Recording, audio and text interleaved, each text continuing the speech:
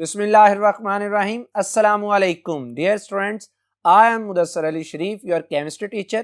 Students, हम second year की chemistry में चैप्टर नंबर 1 को डिस्कस कर रहे हैं. प्रीवियस लेक्चर में हमने historical background of product table को डिस्कस किया.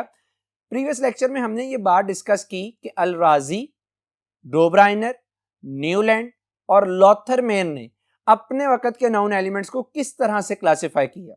हमने स्टडी किया कि उनकी क्लासिफिकेशन के क्या मेरिट्स थे, क्या डीमेरिट्स थे. स्टूडेंट, आज के इस लेक्चर में हम डिस्कस करने जा रहे हैं कि इन साइंटिस्ट के बाद एक और साइंटिस्ट है मेंडलीव. मेंडलीव ने किस तरह से अपने वक्त के नाउन एलिमेंट को क्लासिफाई किया, मेंडलीव के प्रोडक्ट टेबल के क्या बेनिफिट्स थे, क्या मेरिट्स थे, क्या डीमेरिट्स थे और उनमें क्या इंप्रूवमेंट हो सकती है. ये भी बात डिस्कस करेंगे कि मेंडलीव ने प्रीवियस क्लासिफिकेशन में जो डिफेक्ट्स मौजूद थे उनको किस तरह से ओवरकम किया. So let's start our topic. जी students, Mendeleev's product table. Mendeleev was a Russian chemist who in 1871 proposed his periodic table. Students, Mendeleev ने अपने वक्त के नाउन 63 एलिमेंट्स को क्लासिफाई किया था. यानी मेंडलीव के पीरियड में वक्त में टोटल 63 एलिमेंट्स डिस्कवर हो चुके थे. इन एलिमेंट्स को उसने क्या किया, क्लासिफाई किया. Mendeleev was the first person to present the first regular periodic table. Mendeleev वो पहला पर्सन था जिसने पहला रेगुलर. स्टूडेंट, जब मैं लफ्ज बोलता हूं ना फर्स्ट रेगुलर पीरियोडिक टेबल, तो रेगुलर पीरियोडिक टेबल से मुराद ये है कि ये वो पहला साइंटिस्ट था जिसने कॉन्सेप्ट दिया था किसका, ग्रुप्स का और पीरियड्स का. Any how, first regular periodic table in which elements of similar chemical properties, एक जैसी केमिकल प्रॉपर्टीज वाले, were arranged in vertical columns. और वर्टिकल कॉलम्स को आप पढ़ के आए हैं. These are called groups. और मेंडलीव के प्रोडक्ट टेबल में इन ग्रुप्स की तादाद थी 8. Horizontal rows are called periods. और मेंडलीव के पीरियोडिक टेबल में इनकी तादाद थी 12. स्टूडेंट्स, जो मेंडलीव्स पीरियोडिक टेबल है इसमें आपको बात नजर आ रही होगी कि जो वर्टिकल कॉलम्स हैं जैसे hydrogen, lithium, sodium, potassium, copper, सोन, these are called vertical columns, groups. लेकिन जो हॉरिजॉन्टल रोज हैं जैसे lithium, beryllium, boron, carbon, these are called periods. Students, Mendeleev ने अपना लॉ प्रपोज किया. जो लॉ क्या था, if the elements are arranged in the ascending order. Student, ascending order से मुराद ये है कि पहले वो एलिमेंट आएगा जिसकी मास क्या होगी, कम. In the ascending order of atomic masses. तो यहां से बात क्लियर कर लीजिए कि मेंडलीव ने एलिमेंट्स को अरेंज किया किसकी बुनियाद पर, एटॉमिक मासेस की बुनियाद. There chemical properties repeat in a periodic manner. Students, यहां पे हम प्रीवियस लेक्चर में भी बात कर चुके हैं, पीरियोडिक मैनर से मुराद पीरियोडिसिटी ही है. लास्ट टाइम भी बात की थी. पीरियोडिसिटी से एक और आसान अगर मैं लफ्ज लिख दूं तो आप पीरियोडिसिटी का मतलब ले सकते हैं रेपिटेशन इन प्रॉपर्टीज आफ्टर रेगुलर इंटरवल्स. खास वक्फों के बाद प्रॉपर्टीज का रिपीट होना. आप पीरियोडिसिटी कह लीजिए, आप पीरियोडिक मैनर कह लीजिए. तो स्टूडेंट, ये थी स्टेटमेंट मेंडलीव्स पीरियोडिक लॉ की कि एलिमेंट्स को ascending increasing order of atomic मास से क्या करना है, अरेंज. स्टूडेंट्स, जब मेंडलीव ने अपना प्रोडक्ट टेबल अरेंज कर दिया तो इसकी कुछ इंपॉर्टेंस, कुछ सिग्निफिकेंस थी, कुछ बेनिफिट्स थे, एडवांटेजेस थे. आइए अब हम उनको डिस्कस करते हैं. Significance of Mendeleev's periodic table. सबसे पहला है systematic study of elements. Students यहां पे एक बहुत ही इंटरेस्टिंग बात है, मेंडलीव ने तो 63 एलिमेंट्स को अरेंज किया था, लेकिन उसकी क्लासिफिकेशन 22 बनी सिस्टमैटिक स्टडी करने का। कितने एलिमेंट्स को? 105 एलिमेंट्स को हम स्टडी कर सकते हैं। किसके जरिए से? Mendeleev's periodic tables. स्टूडेंट्स की मिसाल ऐसे ले लीजिए कि जैसे एक ग्रुप में मौजूद, जैसे पहले ग्रुप की बात कर लें आप, तो उसमें लिथियम है, सोडियम है। अगर आप किसी ग्रुप में मौजूद एक एलिमेंट की प्रॉपर्टी को स्टडी करते हैं तो इसका मतलब यह हुआ कि आप उस ग्रुप में मौजूद बकिया एलिमेंट्स की प्रॉपर्टीज का भी क्या कर सकते हैं? गैस कर सकते हैं। अब इसका क्या फायदा हुआ? अब जाहिर बात है कि ग्रुप में अगर आप एक एलिमेंट की प्रॉपर्टी को स्टडी करते हैं, बकिया भी प्रॉपर्टीज उससे रिजेंबल करती हैं। इसका मतलब है कि जो हमारी स्टडी होगी बहुत ज्यादा एलिमेंट को डिस्कस करने की, वो स्टडी क्या हो जाएगी? रिड्यूस, क्योंकि ग्रुप में मौजूद जो एलिमेंट्स हैं उनकी प्रॉपर्टीज एक दूसरे से क्या करती हैं? रिजेंबल करती हैं।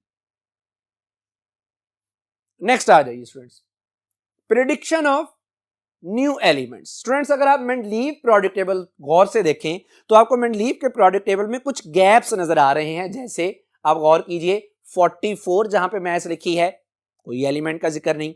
जहां पे 68 मैस लिखी है, किसी एलिमेंट का जिक्र नहीं। जहां पे 72 मैस लिखी है, किसी एलिमेंट का जिक्र नहीं। स्टूडेंट्स ये जो मेंडलीव ने अपने पीरियोडिक टेबल में गैप्स छोड़े थे, ये गैप रिप्रेजेंट करते हैं अनडिस्कवर्ड एलिमेंट्स को, जो उस वक्त डिस्कवर नहीं हुए थे।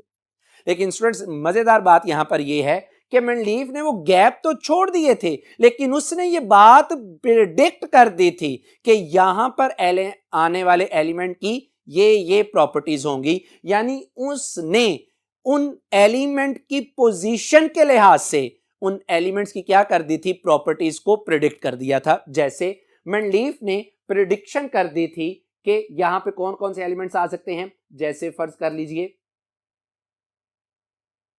गैलियम, जैसे फर्ज कर लीजिए जर्मेनियम। तो मेंडलीव ने इन एलिमेंट्स की क्या कर दी थी? प्रॉपर्टीज प्रेडिक्ट कर दी। जैसे स्टूडेंट्स आपको नजर आ रहा होगा कि जर्मेनियम, इसकी मैस है 72, और जर्मेनियम से ऊपर वाला जो एलिमेंट है वो है सिलिकॉन। तो मेंडलीव ने अपने पीरियोडिक टेबल में, चूंकि उस वक्त जर्मेनियम डिस्कवर नहीं था, तो उसने जर्मेनियम की जगह इसका नाम रख दिया ईका सिलिकॉन। स्टूडेंट्स ईका संस्कृत का वर्ड है जिसका मतलब होता है वन।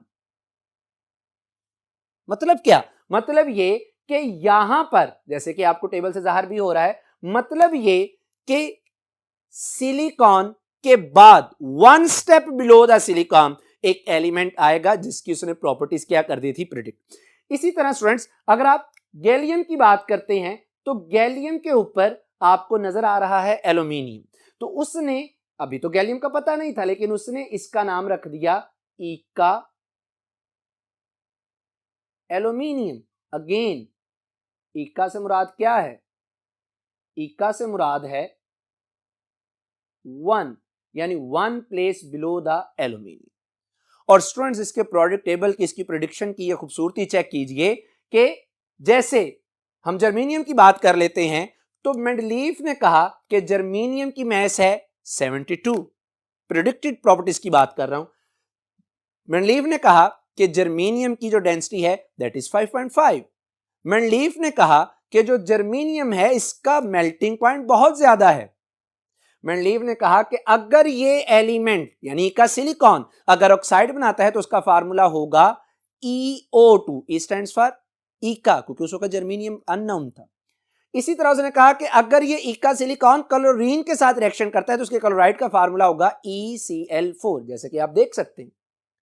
और स्टूडेंट जब इन 1886 में क्लेमेंजन विंकलर ने जर्मेनियम को डिस्कवर किया तो उससे डिस्कवरी के बाद जब जर्मेनियम की प्रॉपर्टीज को स्टडी किया गया तो ऑलमोस्ट वो प्रॉपर्टीज वही थी जो प्रॉपर्टीज प्रेडिक्ट की थी। किसने? मेंडलीव। जैसा कि आपके सामने है कि मेंडलीफ ने जो प्रेडिक्ट किया मैथ्स वो 72 और जो एक्चुअल मैथ्स है आज के पीरियड में जो है वो हमारे पास कितना है 72.5, डेंसिटी थी 5.5 और जो एक्चुअल है वो है 5.36।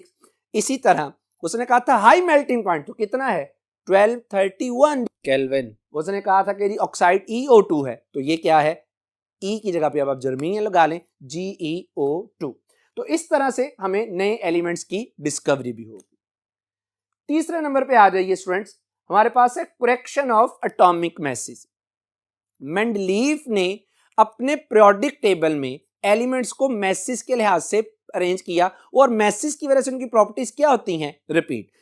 मेंडलीफ ने एलिमेंट्स जिनकी करेक्शन की एटॉमिक मैसेज की उनमें शामिल है बेरिलियम, उनमें शामिल है गोल्ड, उनमें शामिल है प्लाटिनम, उनमें शामिल है इंडियम।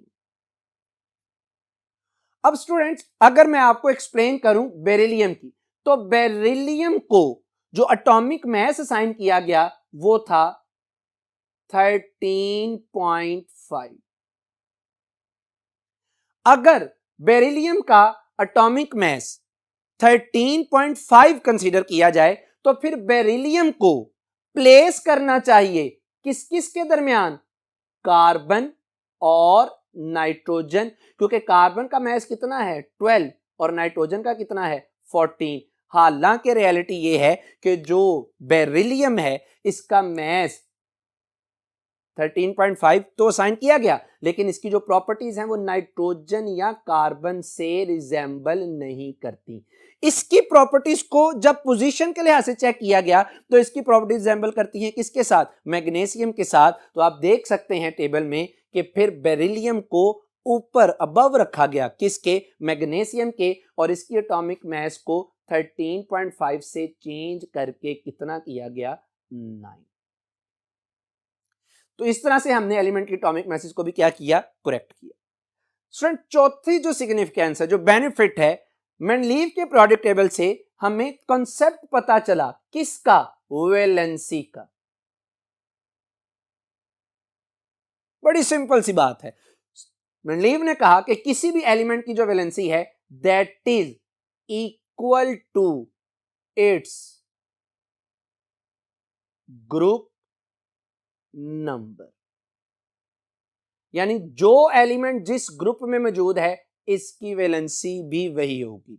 जैसे लिथियम पहले ग्रुप में मौजूद है तो उसकी वैलेंसी +1 और सोडियम इसी ग्रुप में मौजूद है तो उसकी वैलेंसी क्या होगी +1।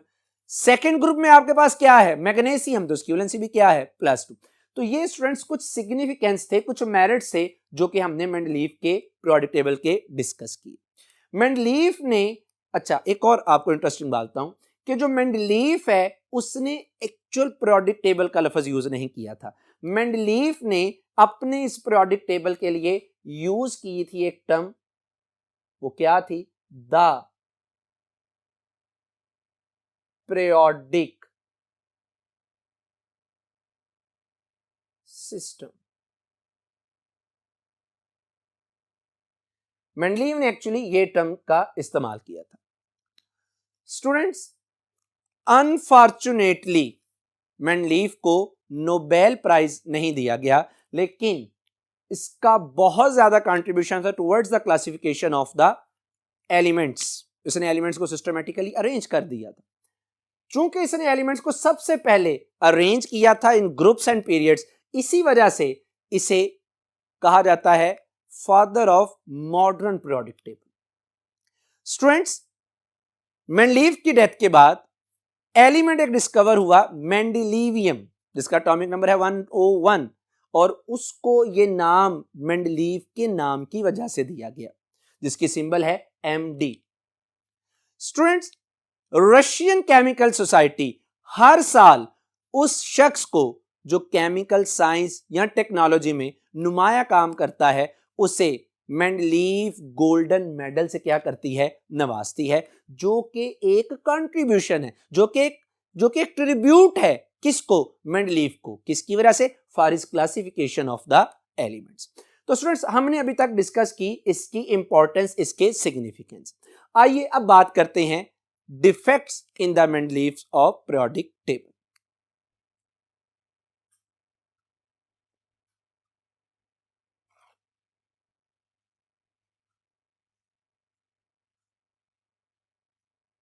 Students, defects in Mendeleev's periodic table. Mendeleev periodic table में जो सबसे पहला डिफेक्ट आता है वो आता है position of hydrogen. Students, hydrogen को मेंडलीव ने प्लेस किया था कहां पर? ग्रुप फर्स्ट में। जैसे कि आपको नजर आ रहा है कि हाइड्रोजन को उसने पहले ग्रुप में प्लेस किया था, लेकिन इंटरेस्टिंगली जो हाइड्रोजन है it also resembles with the 7th group of Mendeleev's periodic table. जैसे हाइड्रोजन के आउटरमोस्ट शेल में जो है वो एक इलेक्ट्रॉन है, वो मजीद एक इलेक्ट्रॉन को एक्सेप्ट करके अपने वैलेंस शेल में 2 इलेक्ट्रॉन कर लेता है, डुप्लेट के मुताबिक स्टेबल हो जाता है। हैलोजेंस में 7th ग्रुप में अगर बात करें फ्लोरीन की, तो फ्लोरीन के आउटरमोस्ट शेल में 7 इलेक्ट्रॉन होते हैं, वो मजीद एक इलेक्ट्रॉन को गेन करता है, तो उसके आउटरमोस्ट शेल में भी 8 इलेक्ट्रॉन होते हैं, तो उसका ऑक्टेट क्या हो जाता है? कंप्लीट। हाइड्रोजन भी नॉन मेटल है, फ्लोरीन भी क्या है? Non metal. कहने का मतलब यह है कि मेंडलीव ने हाइड्रोजन को रखा था पहले ग्रुप में, लेकिन हाइड्रोजन सिर्फ पहले ग्रुप के साथ रिजेंबल नहीं करती, बल्कि ये रिजेंबल करती है किसके साथ? 7th ग्रुप के भी साथ। इसका मतलब ये हुआ कि पोजीशन ऑफ हाइड्रोजन को जस्टिफाई ना कर सका कौन? मेंडलीव। दूसरे नंबर पे डिफेक्ट आता है स्टूडेंट्स इसका आइसोटोप्स। आइसोटोप्स, स्टूडेंट्स पहले तो ये बात समझ लें कि आइसोटोप्स होते क्या हैं। Isotopes are the atoms of the same element which has same atomic number but different atomic masses। Students, जैसे हाइड्रोजन के 3 आइसोटोप्स हैं, जैसे मैंने डेफिनेशन में भी कहा कि इनका एटॉमिक नंबर सेम लेकिन एटॉमिक मास क्या होती है? डिफरेंट। 3 आइसोटोप्स हैं, प्रोटियम, ड्यूट्रियम, ट्रिटियम। स्टूडेंट्स, इन तीनों के एटॉमिक नंबर सेम है लेकिन इन तीनों के मैसेज क्या हैं? डिफरेंट हैं। तो अगर मैं मेंडलीव के प्रोडक्ट लॉ की बात करूं, जो कि उसने कहा था कि elements are arranged in the increasing order of atomic mass, इसका मतलब है कि जब एटॉमिक मास चेंज होगा तो आइसोटोप्स की पोजीशन भी क्या होगी? चेंज। लेकिन आप गौर करें कि मेंडलीव के प्रोडक्ट टेबल में हाइड्रोजन को सिर्फ एक ही पोजीशन दी गई है, हालांकि अगर मैं लॉ की बात करूं तो फिर हाइड्रोजन को कितनी दफा लिखा जाना चाहिए था? 3 दफा। इसका मतलब यह हुआ कि पोजीशन ऑफ आइसोटोप्स भी जस्टिफाई ना हो सके। नेक्स्ट आ रही है स्टूडेंट्स हमारे पास है लैंथेनाइड्स एंड एक्टेनाइड्स। स्टूडेंट्स, आपको मेंडलीव प्रोडक्ट टेबल में नजर आ रहे होंगे कुछ क्वेश्चन मार्क्स, जैसे La लैंथेनम के साथ है, जैसे सीरियम Ce के साथ है। ये क्वेश्चन मार्क ये जाहिर करते हैं कि जो मेंडलीव प्रोडक्ट टेबल है इसमें मेंडलीव इन एलिमेंट्स को प्रॉपरली अरेंज नहीं कर सका। उसने क्या किया? अपने प्रोडक्ट टेबल में इन एलिमेंट्स को बॉटम पे क्या कर दिया? अरेंज कर दिया। स्टूडेंट्स, बेसिकली ये जो लैंथेनाइड्स हैं ये they start just after lanthanum. La से स्टार्ट होते हैं, दे आर 14 इन नंबर और ये स्टार्ट होते हैं कहां से? सीरियम 58 से, Lu लुटिशियम 71। इनको प्रॉपर प्लेस नहीं मिल सकी। इसी तरह students actinides they just start after actinium. और स्टूडेंट्स याद रहे they are also 14 in number, start from thorium 92, lawrencium 10। तो स्टूडेंट्स इनको भी मेंडलीव के प्रोडक्ट टेबल में प्रॉपर प्लेस असाइन नहीं की गई। जी स्टूडेंट्स, नेक्स्ट देखिए, डिसिमिलर एलिमेंट्स प्लेस्ड टुगेदर, यानी डिफरेंट एलिमेंट्स हैं लेकिन उनको एक ही ग्रुप में रखा गया। जैसे आप देख सकते हैं कि हमारे पास डिसिमिलर एलिमेंट्स में पहले ग्रुप की बात कर लीजिए, तो हमारे पास पहले ग्रुप में है हाइड्रोजन, लिथियम, सोडियम, पोटासियम। लेकिन गौर कीजिए कि यहीं पर कॉइनेज मेटल जो कि मैंने हाईलाइट की हुई है, कॉपर, सिल्वर, गोल्ड। अब कॉपर, सिल्वर और गोल्ड, यानी पहले मैंने जो बात की lithium, sodium, potassium, caesium, these are very reactive, इनकी रिएक्टिविटी बहुत ज्यादा है। और कॉपर, सिल्वर, गोल्ड, तो स्टूडेंट्स आप अंदाजा कर लें कि इनका नाम ही क्या है, नोबल मेटल्स, शरीफ मेटल्स। क्यों? क्योंकि इनकी रिएक्टिविटी क्या है, बहुत ही कम। अच्छा जी, इनको कॉइनेज मेटल भी कहते हैं, सिक्का बनाने वाली मेटल्स। अब ये डिसिमिलर एलिमेंट्स ही हो गए ना, यानी ये जो मेटल्स हैं इनकी रिएक्टिविटी क्या है, बहुत ज्यादा, लेकिन मेंडलीफ ने इनको प्लेस कर दिया किसके साथ, नोबल मेटल्स के साथ, जिनकी रिएक्टिविटी क्या होती है, बहुत ही कम। इसी तरह एक और मिसाल ले लीजिए, सेकंड ग्रुप की आप बात कर लें स्टूडेंट्स, तो सेकंड ग्रुप के अंदर आपके पास है बेरिलियम, आपके पास है मैग्नीशियम, आपके पास है कैल्शियम, स्ट्रोंशियम। इनकी प्रॉपर्टीज एक जैसी हैं, लेकिन इन्हीं में मेंडलीफ ने प्लेस कर दिया किसको, मैं हाईलाइट कर देता हूं जैसे उसे, जिंक, कैडमियम और मरकरी। अब जिंक, कैडमियम और मरकरी, इनकी प्रॉपर्टीज डिफरेंट हैं, और बेरिलियम, मैग्नीशियम, कैल्शियम की प्रॉपर्टीज क्या हैं, डिफरेंट। ये डिफरेंट एलिमेंट्स थे, लेकिन इनको प्लेस क्या कर दिया गया, इकट्ठा। तो इस तरह से भी ये इसका क्या बन गया, एक डिफेक्ट बन गया। नेक्स्ट स्टूडेंट्स आ जाइए, सिमिलर एलिमेंट्स सेपरेटेड, यानी एलिमेंट्स की केमिकली प्रॉपर्टी सेम थी लेकिन सेपरेट थे, जैसे गोल्ड एंड प्लाटिनम। ये सिमिलर एलिमेंट्स हैं, लेकिन आप जरा गौर कीजिएगा, इनको उसने क्या कर दिया, सेपरेट कर दिया। प्लाटिनम एक अलग ग्रुप में मौजूद है और गोल्ड क्या है, एक अलग ग्रुप में मौजूद है। इसी तरह स्टूडेंट्स एक और मिसाल ले लें, कॉपर एंड मरकरी, इसको भी क्या किया गया, आपको नजर आ रहा है कि कॉपर पहले ग्रुप में है, मरकरी दूसरे ग्रुप में, तो थे ये केमिकली सेम, लेकिन इनको ग्रुप्स क्या कर दिए गए, डिफरेंट असाइन कर दिए। नेक्स्ट है students, irregular position of some elements. अब मेंडलीफ ने अपने पीरियोडिक टेबल में एलिमेंट्स को अरेंज किया था in the increasing order of atomic mass. तो स्टूडेंट्स अगर आप इन पेयर्स पे गौर करें तो मेंडलीफ के पीरियोडिक टेबल में पहले आता है एआर, आर्गन, और बाद में क्या आता है, पोटासियम। तो स्टूडेंट्स बात यह है कि अब असूलन पहले किसको आना चाहिए, पोटासियम को, कुछ इसका मैच 39 है, जिसका मैच कम है वो पहले, जिसका ज्यादा है उसको बाद में, लेकिन यहां पे ये उलट हो गया। इसी तरह कोबाल्ट और निकल, रियलिटी में असूलन मेंडलीफ के पीरियोडिक लॉ के मुताबिक पहले किसको आना चाहिए, निकल, और बाद में किसको आना चाहिए, कोबाल्ट, लेकिन यहां पे भी मामला उलट हो गया। इसी तरह टिलोरियम और आयोडीन को देख लें, तो मेंडलीफ के मुताबिक होना क्या चाहिए था कि एटॉमिक मास के लिहाज से है ना, तो आयोडीन को पहले आना चाहिए और टिलोरियम को क्या होना चाहिए, बाद में, यानी ये इस चीज को भी जस्टिफाई नहीं कर सकते। इसी तरह स्टूडेंट्स इलेक्ट्रॉनिक अरेंजमेंट, मेंडलीफ जो कि पीरियोडिक टेबल से हमें says nothing about electronic arrangement.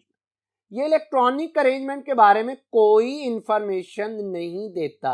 Students अगर आपसे मैं पूछूं कि सर ये क्यों इंफॉर्मेशन नहीं देता, तो इसका जवाब सिंपल है, क्योंकि जो मेंडलीफ का पीरियोडिक टेबल है that is based on atomic mass, ये बेस करता है एटॉमिक मास पे, इस वजह से, और एटॉमिक मास क्या है, प्रोटॉन प्लस न्यूट्रॉन, तो ये इलेक्ट्रॉन का जिक्र नहीं करता।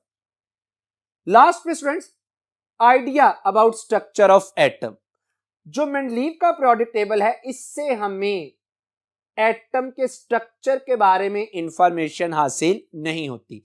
इसकी लॉजिक फिर वही है कि जो मेंडलीफ का पीरियोडिक टेबल है that is not based on the atomic number, it is based on the atomic मास, जो हमें एटम के स्ट्रक्चर के बारे में, शेल कितने इलेक्ट्रॉन, उसके बारे में हमें इसकी इंफॉर्मेशन नहीं मिलती। तो स्टूडेंट्स यहां तक हमने ये जो डिस्कस किया है, ये हमने डिस्कस किए defects in Mendeleev periodic table. अब अच्छा ये बात याद रहे कि मेंडलीव का प्रोडक्ट टेबल गलत नहीं है, कुछ डिफेक्ट्स हैं। अब इसी प्रोडक्ट टेबल को हम थोड़ा सा इंप्रूव करते हैं और हमारे पास बन जाएगी आज के जो दौर में हम लोग मॉडर्न प्रोडक्ट टेबल डिस्कस करते हैं। यानी कहना ये चाह रहा हूं कि अब हम डिस्कस करेंगे improvement in the Mendeleev product table. और स्टूडेंट्स ये बोर्ड में अक्सर लेंथी क्वेश्चन आता है, तो आइए अब हम डिटेल से डिस्कस करते हैं improvement in the Mendeleev product table. जी students, improvement in Mendeleev's periodic table, सबसे पहले जो इंप्रूवमेंट की गई वो थी एटॉमिक नंबर की। स्टूडेंट्स, मेंडलीव के पीरियोडिक टेबल को इंप्रूव करने के लिए बहुत से साइंटिस्ट ने एफर्ट की, लेकिन इनमें सबसे इंपॉर्टेंट जो काम था वो इंग्लिश फिजिस्ट था और उसने 1911 में हेनरी मोजले ने ये काम किया और पीरियोडिक टेबल को मॉडिफाई किया।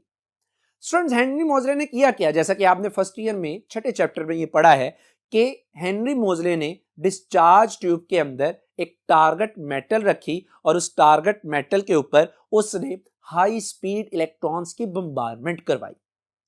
जैसे ही उस मेटल टारगेट के ऊपर हाई स्पीड इलेक्ट्रॉन की बम्बारमेंट हुई, उस मेटल से एक्स रेज क्या हुई? एमिट हुई।